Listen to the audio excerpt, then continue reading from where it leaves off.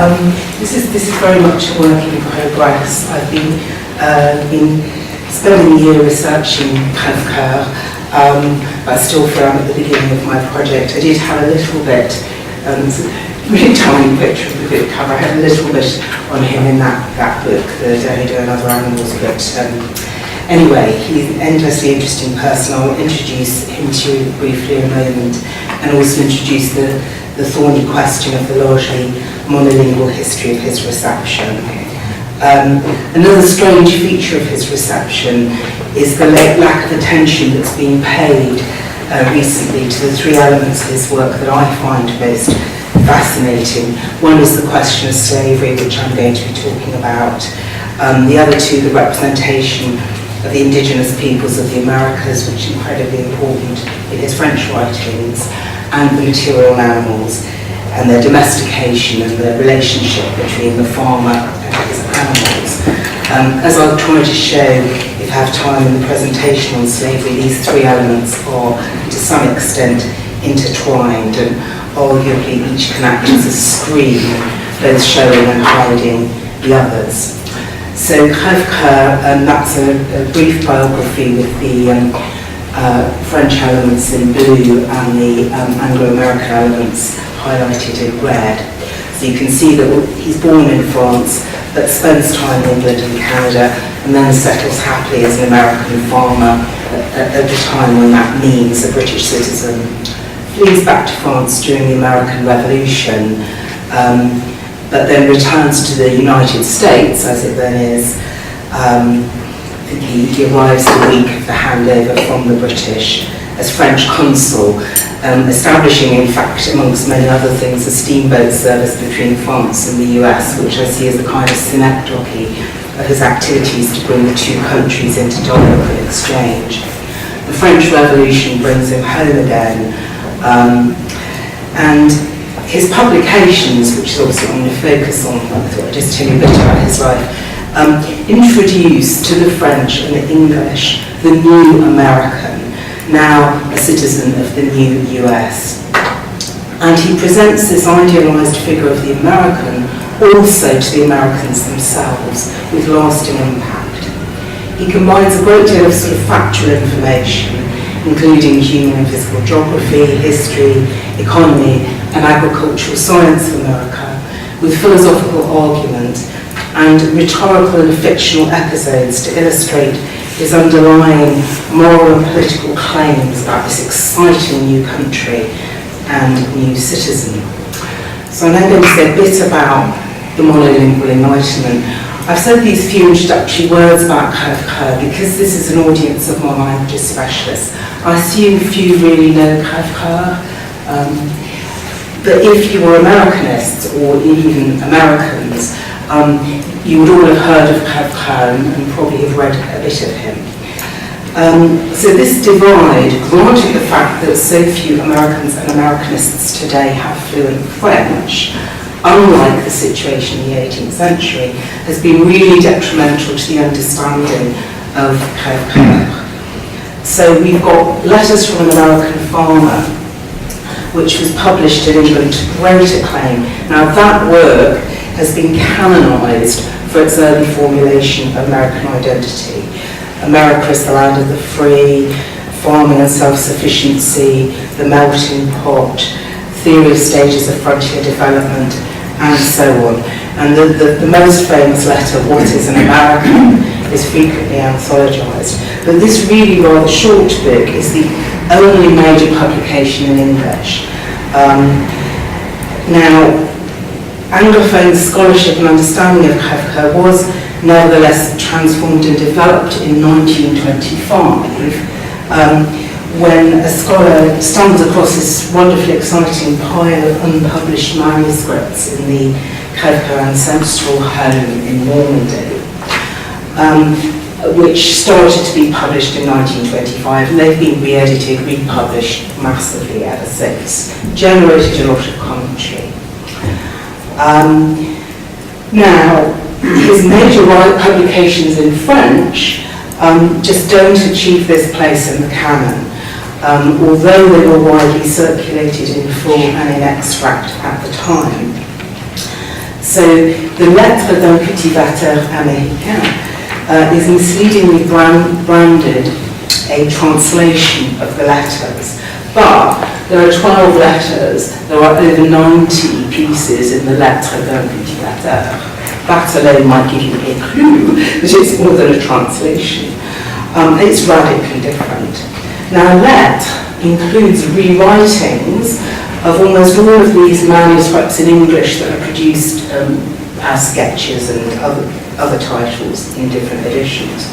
Sometimes they're little changed, but they're usually expanded, sometimes cut, sometimes just radically reworked. Now, as a scholar, you might think that the final version of what he wrote and the version that he chose to publish, that would have sort of special status, whereas the unpublished sketches would be treated as drafts, which is, of course, of genealogical interest to scholars, but usually superseded by the final published version. But the final version is in French, and it is also seen as French in character, spirit, and style. So, obviously, those two works have been utterly neglected. And Lettre has never even been translated into English, although Letters has been translated into French more than once. I'll say less about Voyage, although that is also fantastically interesting. Now, this monolingual reading of the Enlightenment, I could say a lot more about, doesn't only detract from Crèvecoeur scholarship, of course. Early modern America and the new United States are places of intense exchange and circulation of ideas with rapid translation between English and French, and far more widespread fluency in English on the part of French and French on the part of Anglophones of all classes in America than is the case today. Okay, I'm going to move on to a section on slavery called The Horror in the South. Now, the one piece of writing by Crèvecoeur on slavery that's regularly cited in the secondary material is, of course, from Letters.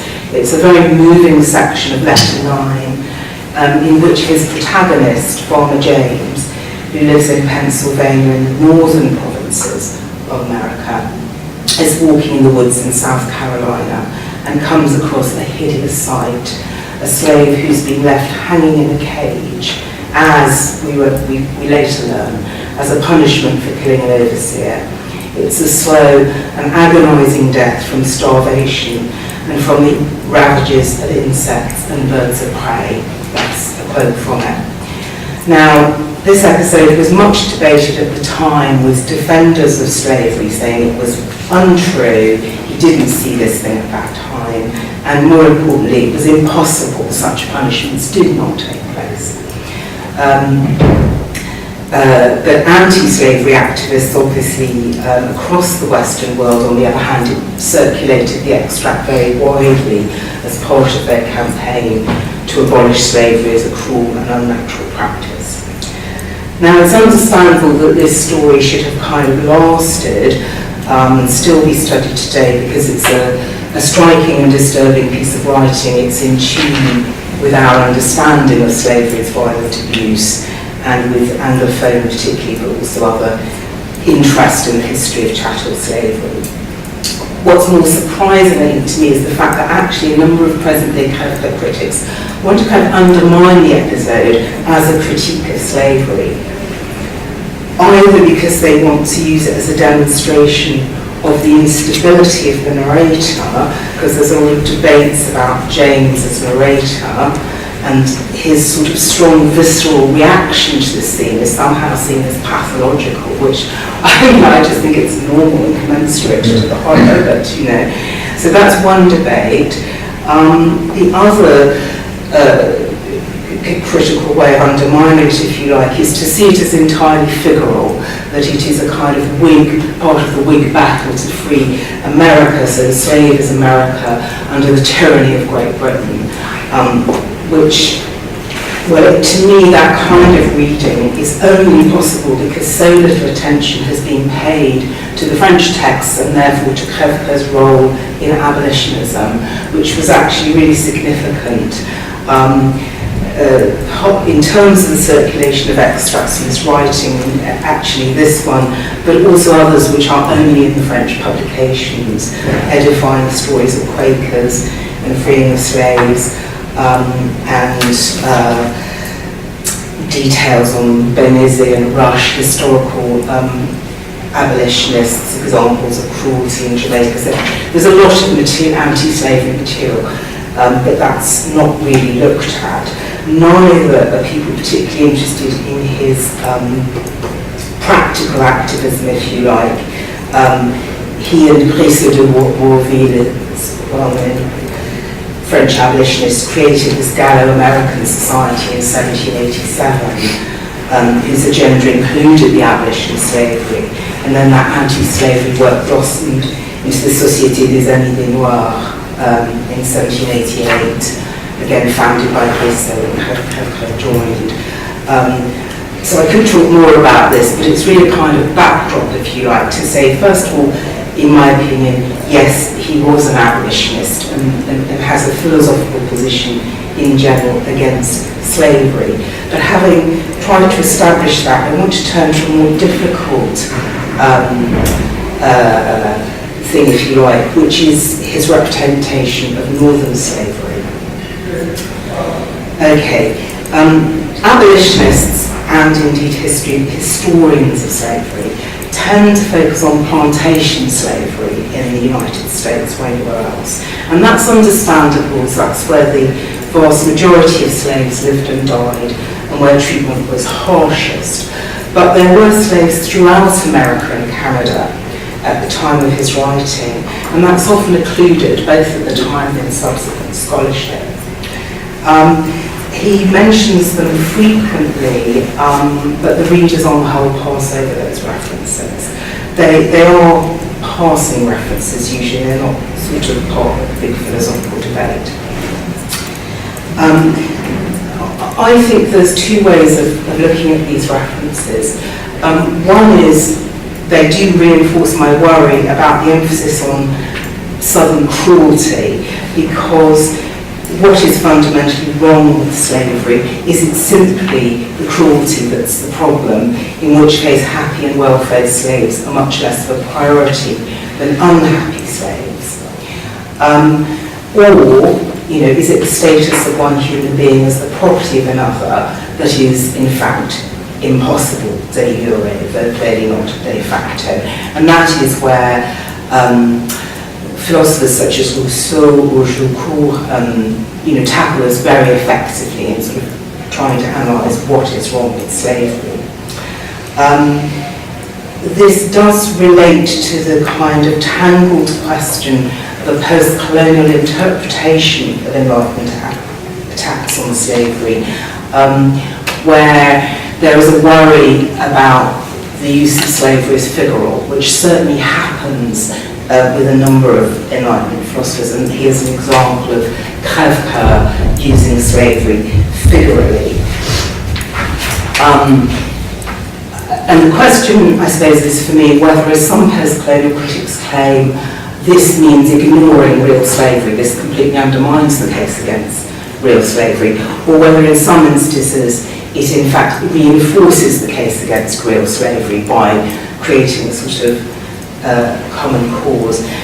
And a number of these questions do relate as much to present-day reception of these texts as to what happens at the time. I think my example of The Slave in the Cage being read today as a Whig protest, when that completely was absolutely not how it was received at the time, as from any evidence I found.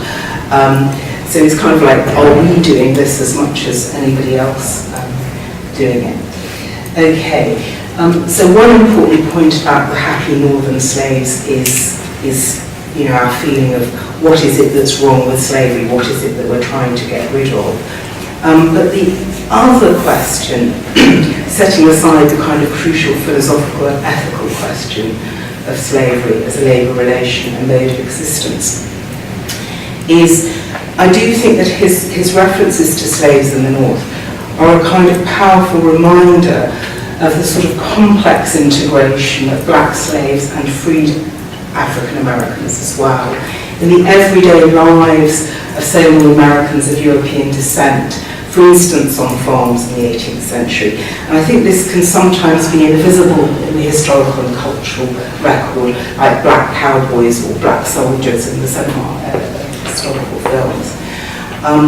So there's something about the kind of materiality of life that might be, even if these are highly utopian descriptions, there's still something to be got from that. So this is one typical example of happy northern slaves. So what I'm going to point to in that is that they enjoy good health, they're plump and contented. I want to pick that out, they're plump and contented.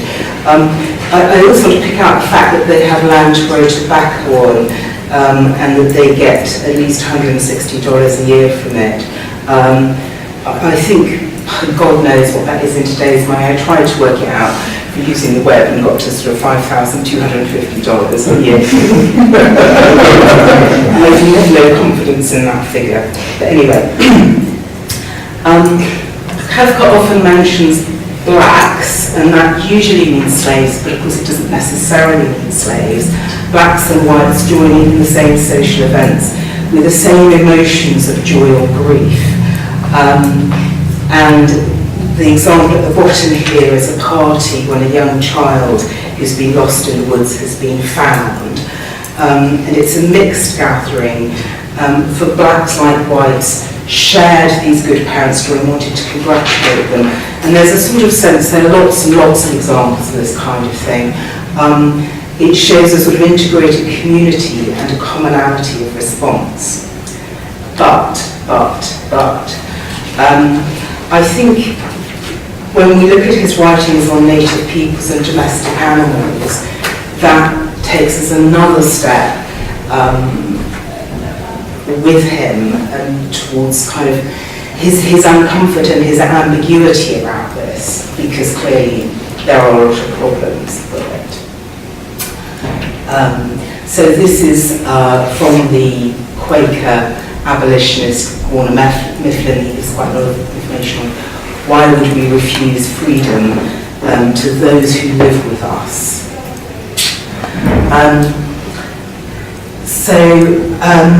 I can see that I'm going to kind of run out of time, and I have quite a bit of material on different kinds of freedom, absence of constraint, defining slavery as living property, the issue of exclusion from the norms of humanity, going back to the issue of cruelty, and then finally the question of citizenship and full participation in civil liberties. And I'm going to leap over that just to give you a little taste of the complexity of bringing in his writings on Native Americans. So the first point about Native Americans are that they are the, if you like, the antithesis of slaves. They are utterly free. So, and what we have in many of his French writings are Native Americans being given sort of orations or dialogues where they call Europeans slaves. So here we have a settler clearing the woods with his slaves, two slaves, and we have a dialogue with a Seneca Indian, as they are sometimes called, who says, whites are mad and they are slaves. So that's the general position, that the Native Americans are so free that they see white people as slaves. I'm just jumping on to give a different quote from the same chapter or letter about S.K., American settler. At this point, S.K. and his wife have retired. So the first quotation, they've been clearing the land and they meet the Seneca and there's a dialogue. Now they've retired, they're no longer working, and they're Negroes, and of course, you know, every time there's a personal pronoun associated with slaves, Negroes, blacks, whatever these people are called, the personal pronoun is that resonates with us, I think. Okay, so then Negroes multiplied in almost the same proportion as their children. The old ones smoked their pipes and relaxed, as their master does. He distributed the young ones among his children as they got married. And then there's a note at the bottom of the page: to smoke a pipe is an expression used by les sauvages to indicate ease, peace, tranquility, and consequently happiness. So my question here, why do you need to explain pipe smoking by reference to les sauvages? Because the black slaves usually are always smoking pipes. This is just a commonplace in his little descriptions of contentment. They're sitting by the fire, they're smoking pipes. And of course so are the white people, they're also smoking pipes. It's just what you did to relax as a farmer in the 18th century. So he never elsewhere kind of comments on it other than to say how pleasurable it was to smoke a pipe. And here you've got a very striking repetition of nouns. I mean, as Crèvecoeur does tend to often repeat nouns, but here you've got 4 synonyms for tranquility. L'aisance, la paix, la tranquillité, le bonheur. Well, that is over egging the pudding, I think. Yes, they're happy, they're really happy, they're tranquil, they're not calm, they're great. And I think, that's a sort of, to me, that's a manifestation of some kind of anxiety. And it's really close. I won't have time to read the stuff on domestic animals, but it's really close to what he does with the domestic animals as well. And the question is, I think for us, is really, does the lack of freedom, they are his slaves, does the lack of freedom really trump this described happiness? That's the problem, isn't it? And there's this sort of very strange syntax here about il a distribué ou ambiguous, il a distribué les jeunes parmi tous les siens à mesure qu'ils se sont mariés. So young people getting married, what's he really talking about? And it's are the slaves simply being without any continuity? This is showing us the lack of freedom, that they may in fact just be sent off amongst his children. They are property at the end of the day. They can be just sent off wherever. So maybe that's another reason why you have to have at least 4 adjectives to show how very happy they are. To say the stuff on domestic animals is equally, there are sort of where the savages were the opposite of freedom. The domestic animals are a parallel to slaves, and that's a sort of established thing generally in the period, but comes out here. And just to go back, I highlighted the word gras, that they were plump. Oops. That's right, son très content. He often points out how well fed the slaves are. That's, a good thing, clearly. However, he's very obsessed with, starvation in Europe. I mean, looking at Irish and Scottish people coming over to America and who have not been able to feed themselves in Europe. So the issue of having enough to eat is a really important issue. It's not a negligible issue. However, it's also the word being used for the cattle, who are friends and brothers, but we're really pleased to see their car. Why are we pleased to see their car? Well, okay, because we love them and they're well fed and that's nice, but on the other hand, he's a farmer. Farmers have to be carnivores in this period. They can't look at carnivores, but he's a reluctant carnivore. Okay, I'm going to stop there and simply say, I think we're still haunted by the questions of who's a full member of our community and who can be excluded or put to death. And I think there's enormous contemporary relevance of Crèvecoeur's thought in much of his thought, and this is at a time when American myths have global power and influence. I think we need to think really carefully about the meaning of freedom and the meaning of slavery to help us understand how all inhabitants of the country can be treated hospitably as full participating members, regardless of origin, race, sex, or religion.